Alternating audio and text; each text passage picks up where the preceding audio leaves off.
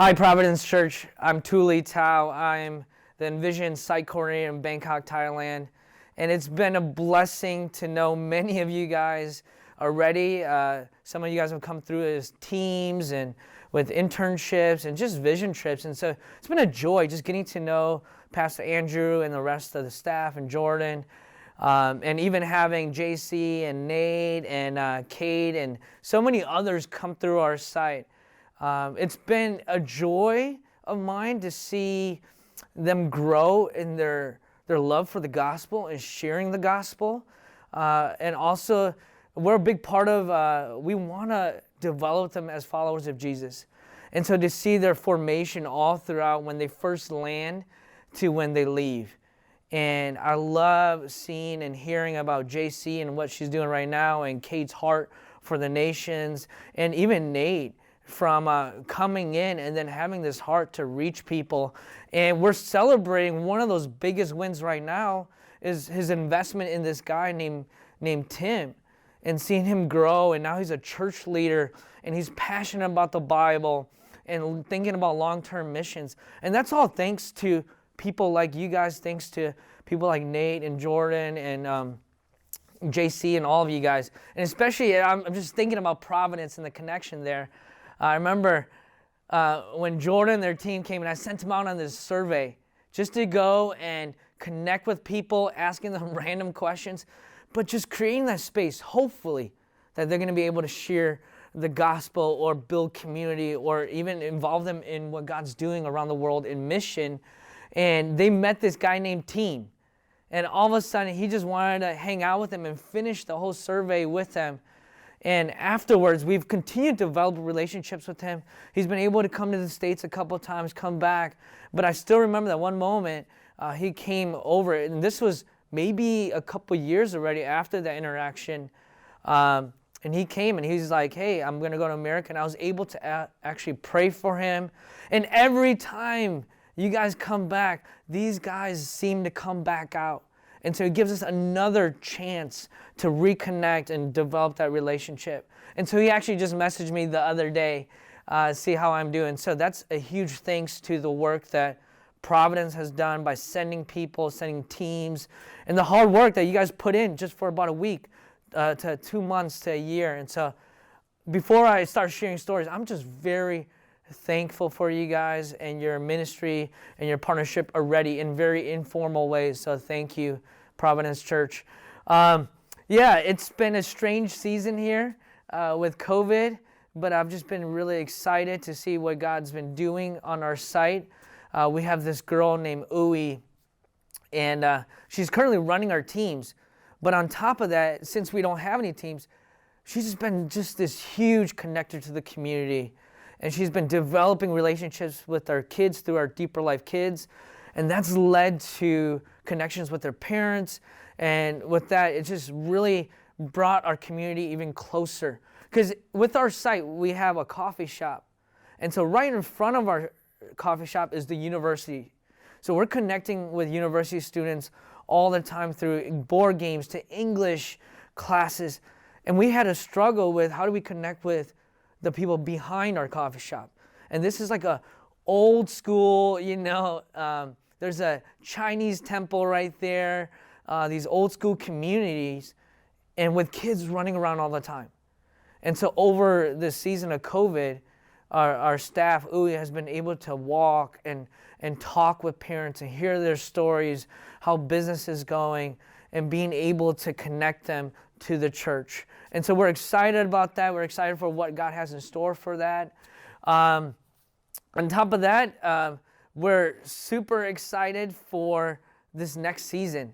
And so honestly, a big fear and a concern of ours of just coming back was, man, what is COVID going to bring financially to our site? We're a site that raises support for ministry, and we're really just concerned, like, are people going to give? And it's going to be a season of struggle. And praise God, God provided this Alliance Church out in California that said, hey, we don't want to be focused on just focusing on bringing people back into the church. How do we inspire church to go out? And so this pastor called me and said, hey, we want to give you this huge amount of money to do missions. Would you pray with us for the summer to reach this goal? And so they were able to give that amount of money for specific reasons of reaching the prostitutes and the deaf prostitutes that we've come into connection with. And so even in that story, it was through a short-term team. We went out doing prayer walk. We met this deaf girl in front of a hotel. I thought she was Hmong, and so we got that connection, but I found out she wasn't Hmong at all. And we started connecting, but I felt like, man, it wasn't going anywhere. And the more I talked to her, it wasn't like the university kids. With the university kids, you feel like you can have a conversation, and hopefully it goes to talking about Jesus and about life like that. But with her, I didn't know any sign language. She could barely read or write English or Thai, and so the communication was tough. And so we just started sending stickers to each other. But one day we were out at McDonald's, and it was probably like late at night while they were working on the streets. We had our team there, and they were there, and my heart wasn't in it anymore. It just felt like I'm tired, discouraged. The team was jet lagged. They were tired. They wanted to go to sleep. The Thai deaf girls were just playing on their phones, and I was just like, hey, all right, guys, we'll just call it a night. So we're looking towards leaving, and right before I'm about to leave, one of the deaf girls says, oh, I gotta pee, in our universal language. And I was like, okay, I'll stay here and wait for you. And so she goes to the restroom, she comes back, and the team already took off walking towards the van. And so we're walking, and in Bangkok, in this epic, urban city, there's fortune tellers all throughout the streets. And so I see this fortune teller, and I look at her and say, is it thumbs up or thumbs down? And so she looks at me, she's like, thumbs down. And then she asks me, she's like, thumbs up or thumbs down? And I said, thumbs down. And then she goes on to say, I go to hell, you go to heaven. And in that moment, I felt God say, hey, so I looked at her and I say, hey, if you pray, the cross from heaven will come into your heart. Jesus will come into your heart. And we both go to heaven. And as I said that, her face lit up. And I don't know what happened that moment. I don't know if she's a Christian or not. But I do know from time to time, I'll see her wearing a cross necklace. But even as I was stepping away, I was discouraged before and actually complaining to God about how to reach these people. God spoke to my heart saying, hey, stop complaining. I'm working. I know what I'm doing. I know how to speak to them. And so that has encouraged us even more to continue to love them, to just be faithful to that relationship God has given us. And so we're excited to go back because this church, again, they're saying we want to be a big part of you reaching these people and also exploring how do we mobilize American deaf Christians to reach Thai deaf people. And that was the same heart when we started this university ministry was how do we get these university American Christians to come here to reach Thai university students? And because of interns and teams and all the hours and financial investment on our site, we have a church plant. Ministry is growing and is growing deeper.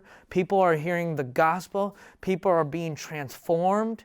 And, even with the heart of wanting to raise up new Thai missionaries, we didn't know how to do that, but that was in our heart. And so as teams like Jordan, those guys came, they inspired the Thai people. All of a sudden, Thai people were coming to us, can we do something like this? Can we go on a trip like this? And so I talked with our site and vision in Taiwan, and so we gathered some people, some leaders, and we said, hey, we're going to do this really low-key, sleeping on couches kind of mission trip, just so that these guys can make it happen. And I know a lot of City Light and even Providence, you guys were able to help financially to make that happen. And so it was such a blessing to my heart to go there.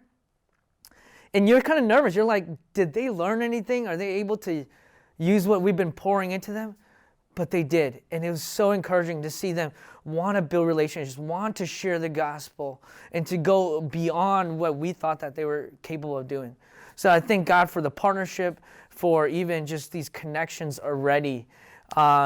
And I would just want to encourage you guys and leave you guys kind of with this kind of last piece.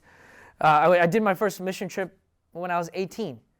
I'm from a small little town in Wisconsin, and honestly, I had no heart to share the gospel. I really just wanted to leave the town. So I signed up for this mission trip to go to Chiang Mai, Thailand, northern Thailand. We worked with this kid's home and just really fell in love with them. But while I was sitting on the plane on my way home, reflecting on what God was showing me and these things, I felt God whisper to me, "Who will love them if you don't?"